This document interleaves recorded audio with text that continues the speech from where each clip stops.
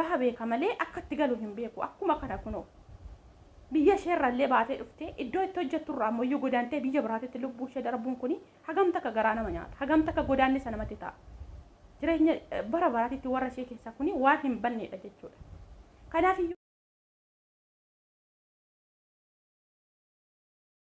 Ashama harka fuudhee akkam jirtan hordoftoota chaanala kootii kan taatan marti keessaanuu nagaan rabbii lafaaf iddoo jirtanitti isiniif haa baay'atu akkam turtan akkabsaa kana keessa ana obboleettiin keessa nagaa guutuurraa faa qaba nageenya na bukkee ture isin birallee jiraatu isiniin jecha namoonni chaanala kanaaf haaraa taatan sabskiraayib laayik gochuudhaan maatii keenyatti dabalamaa kan maatii koo turtan immoo hanga yoonaa yaadawwan garaagaraatiin na deeggaraa turtan galata guddaa na biraa qabdu isiniin jechuu jaalladha deebi'ee dhufee jira. Egaa obboleettii keenya kana tibba darbee jechuudha guyyaa tokko dura akkas guyyaa lama dura jechuudha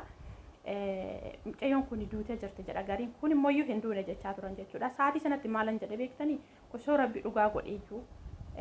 maal ta'a hin jedhe maaliif osoo du'uu baatte hin jedhe garuu maaliif sirriidha gaafa haala keessa jiru fakkaataatti biyya baanee fi akkasumas immoo obbolaa keenya dalaganneet of jijjiirra akkasumas immoo maatii keenyaaf dabarsinadhani biyya baanee irra wantoota jiru kana gaafa agarre jechuudha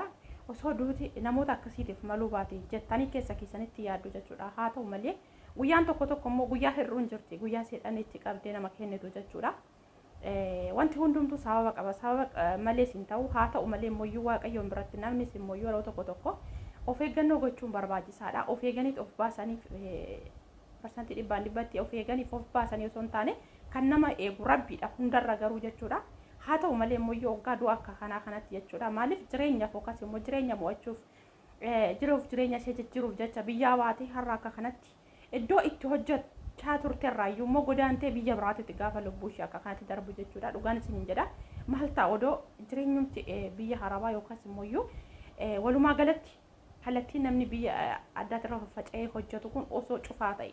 osoo ilmi namaa biyya isaatii bahuu baatee hin jedhe maaliif biyya isaatitti beela dhobatus maatii ofii biratti maaliif yoo du'anillee namni reeffa ofii haala gaariidhaan maatiin awwaallatanii kan garaan isaan ciisu jechuudha egaa walumaa galatti jechuudha maaliif jireenyi biyya namaa jireenyi isaas nama gubaa dhugaan isiniin jedha haalumti walumaa galatti hundi isaa jechuudha gubaadha isaan bira darbee mooyyuu akka kanatti kun lubbuu namaayyuu fudhatee godaana jechuudha egaa waaqayyo bichaan maatii fi firoottan isheetiif rabbi jajjabina haa kennu baay'ee ulfaata maatiin yoom dhuftee ijaan agarraadhaaf eegu akkasumas immoo yoom dhalli keenya deebitee tooniyyuu akka gaariitti wajjin taphannee qofalla jedhanii obboleenyi ishee eegu gwaaddanyoonni hiriyoonni ishee jechuudha haa ta'u malee lafa hin deebine lafa dhaqanii galuu hin danda'amnetti gaafa godaante jedhamu immoo inaba namuuti waaqayyo akka fidetti hundumayyuu inuma nama dandeessisa jechuudha waaqayyo isaan haa dandeessisu egaa obboloota koo asirratti yaada akkamiin qaba isinitti fakkaate yeroo tokko jechuudha maaliif jara kana nan arga anumaan ofii koo bira hojjetu wal qabatee jechuudha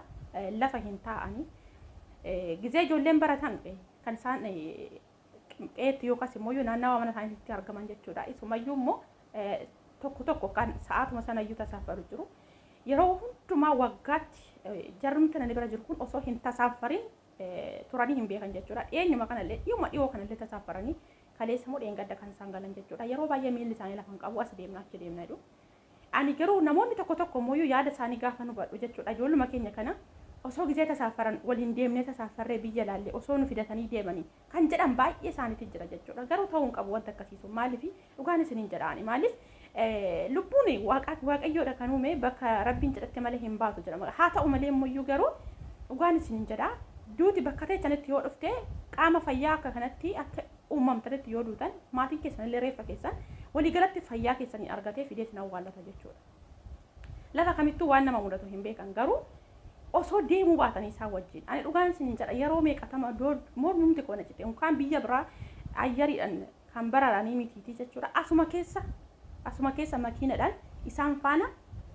hin deemu ishi jedhee jechuudha ishi jedhee hin deemu isaan faana jechuudha bakka hin jaaladhu maaliif zooraa oolu isaan wajjin makiina irratti akkanatti aduu kanaan asiif achi zooraa oolee yoo galee raftiin qabu isaan yoo galan irra fanan yoo galee raftiin qabu hojiin hojjetaami maaltu isaan wajjin asiif achi naa zoorsisa qaba hojii koos qas jedhee hojjetadhee gizeen hojii koo xumure boqonnaa fudhadhee bishaan koo dhugee satti jedhee mana taa'ee silkii koo laalee kamtu irra naa faayidaa qaba maaliif isaan wajjin kotota isaanii guree hankan isaan wajjin tan karaattatu dhugaan isin jedha hojii koo manatti hojjedhe agabaabiidhaan hojii koo xumuradhe boqonnaa fudhachuu naa wayya yoo akka kooti jechuudha. Namoonni baay'ee warri wajjiniin osoo tasaafarree wajjiniin bakka kanaa osoo deemnee osoo nu fidanii deemanii biyya laalle warri jettanii adabadhaa ta'a dhugaan isin jedha. Maaliif namni baha beeka malee akkatti galuu hin beeku akkuma kana kunoo biyya isheerrallee baatee dhuftee iddoo itti hojjetturraa ammoo godaantee biyya biraatitti lubbuu ishee darbuun kuni hagam takka garaa nama nyaata hagam takka godaanni sana namatti ta'a. Jireenya bara baraatitti warra ishee keessaa kuni waan hin banneedha jechuudha. Kanaaf iyyuu yoo adabannee mana teenyoo bakkuma dhufne sana maaliif gaafa tasaafaruudha kaan wayi maatii isaanii bira wayi obbolaa isaanii bira amma deebi'an sanitti wayi torbee lama wayi ji'aaf turaniimi obbolaa isaanii fira isaanii bira sinaa ka'an. Dhugaan isiniin jedha achi hojjettaniitu amma isaan dhufanitti hojii hojjechaa eeguu isaanii wayya. Isaa wajjin asiifate zoorurra jechuudha. Ani akka kootte jechuudha. Akka ilaalcha nama tokkootti jechuudha. Baay'een namoota immoo osoo wajjin tasaafarre osoo bakka kana wajjin deemne kan jedhan baay'ee jira jechuudha. Hin deeminaa wajjin. Wanta nama mudatu hin beekamu. Dhugaan isiniin jedha baay'ee tokko garaana nyaate baay'ee tokko jechuudha. Maaliif waan akka kanaa kana yeroo baay'ee jechuudhaani bakka keessi koo fedhii sababa hin qabneef natti dhagaame. Maaliif kootu wajjin deemna waggaa sanaan jedhan hin deemu sababa ta'eef jechuudha. Osoo akka koosanatti diddee hafteefaan jedha waan akka du'a irraa dhowwu yookaas immoo sinitti fakkaata sa'aatii sanatti jechuudha. Kanaaf ni ulfaata. Maaliif bahanii alatti hafuu waaqayyoon nama kamiyyuu haa baraaru garuu immoo namni du'a bareedaa osoo du'e immoo baay'ee namatti tola. Haa ta'u namni achaaf hin jiru hima du'a namni kamiyyuu jechuudha reeffa nagaa fidanii awwaallatu jechuudha. Akka kanatti immoo dhugaan isin jedha kuni godaanni salaphiiti yoomiyyuu namarraa hin faaqqamu jechuudha. Kanaaf kan nama eegu walumaa galatti waaqayyoodha. Rabbi nu haa eegu lafa jirrutti hunda keenya iyyuu jechuudha. Egaa obboloota kun namoonni ilaalcha akkasii qabdanii wajjin hin deemina. Asumaaf achi guyyuma biyyuma achuma bakkuma jirtan naannawaa sanatti iyyuu fakkeenyaaf amma isaan galgala fa'aa gadi ba'anii jechuudha. Sa'a 4 sa'aatii 5 ala turanii halkan dhufu. Isaan yoo dhufanii sa'aatii sanarraa yoo qaban bariitu amma sa'aatii guyyaa gamisaatti maali guyyaa iyyuutti dabalatanii amma sa'aatii 6 amma sa'aatii 7 kasaarra kan jechuudha akka sa'aatii Itoophiyaatti jechuudha. Ati immoo isaa hojii zooraa bultee achi kaatee hojii meeqatama hojjetta sa'aatii 12tti kaatee jechuudha. Kanaafuu maaltu na galcha maaltu isaa wajjin na azoofise dhugaan isin jira. Maaliif hojii koo qasdhee hojjetadhee achi dhufee ganaa hojii walirratti naala darrabame sana atattamaan hojjedha jedhee achi bu'aa laphee akkasumas immoo kulaalitii dhukkubsachuurra qasdhee hojii koo taragagga'ee manatti bakka maaliif boqonnaalee nan fudhadha. Hammuma isaan hojii koo xumuradhee isaan wajjin deemuudhaaf hojii xumuree isaa wajjin deemuudhaaf fiigu sana hojii sana qasdhee xumuree sa'aatiin argadhe sa'aatii walakkaa daqiiqa 10 maan taane maaf daqiiqa 10 qofa hin taane nan boqadha. Kanaaf iyyuu akka sanatti boqadha wajjin asii fachinas zoorinaa dhugaan isin jedha. Maaliif jennaani eenyumtu iyyuu nu wajjin bakka kana dadhabdee dhattee dhuftee kottu boqadhu kottu taa'ee qasin hin jedhu hin jiru. Kana eenyumti keenya iyyuu hin beekna jechuudha. Kanaaf namni